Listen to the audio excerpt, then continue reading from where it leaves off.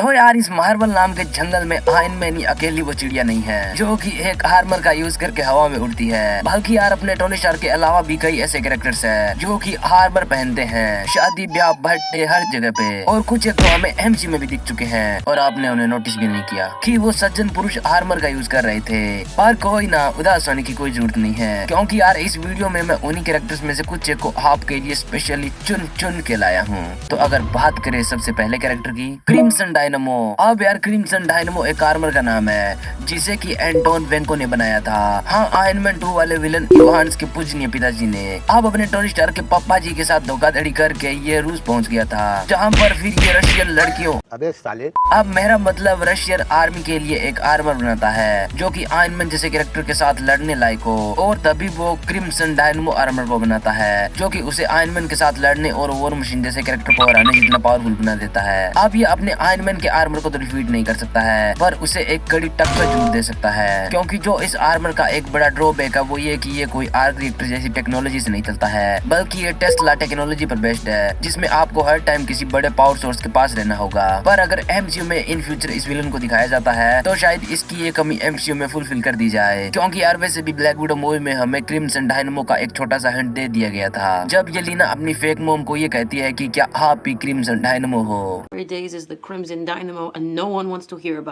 मैं कब हो गया ये? High evolutionary. अब वीडियो की शुरुआत में मैंने बोला था ना, कुछ एक कैरेक्टर्स तो ऐसे भी हैं जो कि हमें एमसीयू में दिख चुके हैं और आपने नोटिस भी नहीं किया कि असल में उनकी पावर का मेन कारण उनका आर्मर है। अब यार गार्डियंस ऑफ द गैलेक्सी 3 में दिखा ये विलन जिस आर्मर का यूज करता है उसे स्पेशली उसको पहनने वाले को प्रोटेक्ट करने के लिए बनाया गया है, मतलब इसमें ऐसे कोई हमला करने के लिए तो खास हथियार वगैरह है नहीं, पर जब बात अपने मालिक को बचाने की आती है तब शायद इस आर्मर जैसा कोई और आर्मर है भी नहीं, क्योंकि यार आर्मर को इसी तरह से डिजाइन किया गया है कि वो किसी भी हालत में हाई एवोल्यूशनरी को बचाए ही बचाए, और अगर ये प्रोग्राम फेल भी हो जाता है तो आर्मर हाई एवोल्यूशनरी का एक क्लोन बना देता है ताकि वो इस फॉर्म में नहीं तो किसी और फॉर्म में जिंदा रहे। अब ये आर्मर हाई एवोल्यूशनरी को किसी भी लिविंग थिंग के जेनेटिक्स के साथ चेंजेस करने के लिए भी अलाउ करता है, जिसके कारण वो किसी को भी अपनी इच्छा अनुसार बदल सकता है, जैसे अपने रॉकेट द रकून को एक आम से रकून से बैडास रकून में बदल दिया था गैलेक्टस। अब यार गैलेक्टस के आर्मर के बारे में ज्यादा कुछ जानकारी है नहीं, पर जब इसका यूनिवर्स खत्म हो जाता है और कुछ कॉस्मिक एंटिटीज इसके साथ मर्ज हो जाती है तो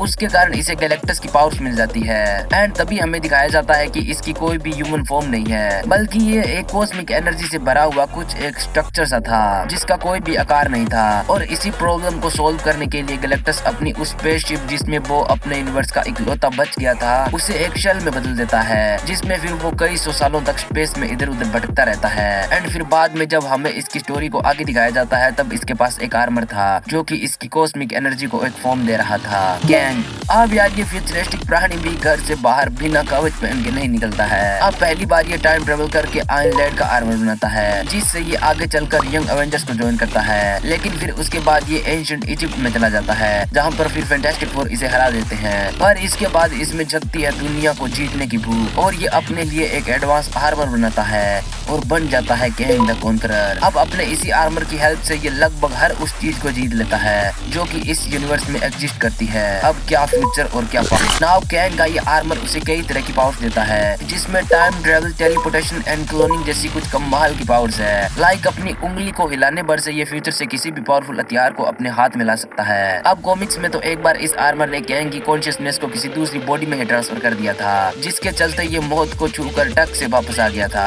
अब एमसीयू में भी हमें एंटमैन 3 में कैंग के इस आर्मर को दिखाया गया, पर अब इंतजार इस बात का है कि जो कैंग हमें एवेंजर्स 5 में दिखने वाला है उसके पास जो आर्मर होगा वो कितना पावरफुल होगा। डॉक्टर डूम। अब यार जब भी डॉक्टर साहब डूम का नाम आता है तो इसके आर्मर के बारे में ज्यादा कुछ बात की नहीं जाती है, और यार यकीन मानो इसका आर्मर इतना ज्यादा पावरफुल है कि अपने टोनी स्टार्क का आर्मर भी इसके सामने राजू का आर्मर लगे। साले तू। अब पहली बार डॉक्टर डूम ने अपना आर्मर तब बनाया था जब ये एक ब्लास्ट के चलते घायल हो गया था, मतलब मेफिस्टो ने इसकी मदर की सोल को कैद कर रखा था जिसे छुड़ाने के लिए इसने एक डिवाइस बनाया था। अब उसी में एक ब्लास्ट हो जाता है जिसमें अपने डॉक्टर साहिब घायल हो जाते हैं और अपने लिए एक आर्मर बनाते हैं। अब डूम ने इसे इस तरह से डिजाइन किया है कि ये अपने दुश्मन को धोखे में डाल दे। लाइक ये आर्मर एडवांस अपने टोनी स्टार्क के आर्मर से भी कई गुना ज्यादा है, जिसमें कुछ ऐसे हथियार भी है जिसके बारे में अपना आयरन मैन सोच भी नहीं सकता करता है, पर फिर भी इसका डिजाइन इस तरह से तैयार किया गया है कि देखने वाले को ये लगे कि ये कोई आम सा कवच है, जिसके कारण वो डून को हल्के में ले और कोई गलती कर बैठे।